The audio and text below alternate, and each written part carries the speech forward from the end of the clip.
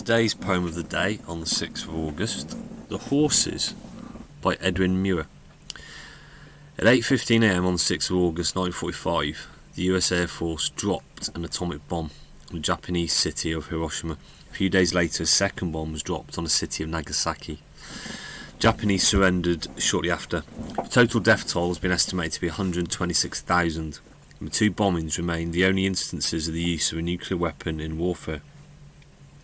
This poem by Edwin Muir imagines a nuclear war that silences human society, yet nature returns to a damaged world in the form of horses. Barely a 12-month after the 7 days war that put the world to sleep, late in the evening the strange horses came. By then we had made our covenant with silence, but in the first few days it was so still. We listened to our breathing and were afraid. On the second day, the radios failed. We turned the knobs, no answer. On the third day, a warship passed us heading north, dead bodies piled on the deck. On the sixth day, a plane plunged over us into the sea.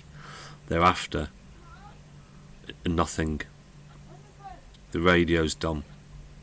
And still they stand in corners of our kitchens, and stand, perhaps, turned on in a million rooms all over the world. But now, if they should speak, if on a sudden they should speak again, if on the stroke of noon a voice should speak, we would not listen, we would not let it bring the old bad world that swallowed its children quick at one great gulp. We will not have it again. Sometimes we think of the nations lying asleep, killed blindly in impenetrable sorrow, and then the thought confounds us with its strangeness. Tractors lie about our fields. At evening, they look like dank sea monsters, couched and waiting. We leave them where they are and let them rust. They'll moulder away and be like other loam. We make our oxen drag our rusty ploughs, long laid aside. We have gone back, far past our father's land. And then that evening, late in the summer, strange horses came. We heard a distant tapping on the road, a deepening drumming. It stopped, went on again, and at the corner changed to hollow thunder. We saw the heads, like a wild wave, charging, and were afraid.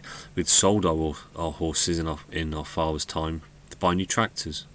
Now they were strange to us, as fabulous steeds set on an ancient shield, or illustrations in a book of knights. We did not dare go near them, yet they waited, stubborn and shy, as if they had been sent by an old command to find our whereabouts, and that long-lost archaic companionship. In the first moment we had never thought that they were creatures to be owned and used.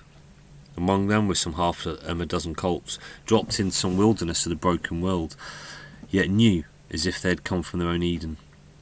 Since then they have pulled our ploughs and borne our loads, but that free servitude still can pierce our hearts. Our life is changed.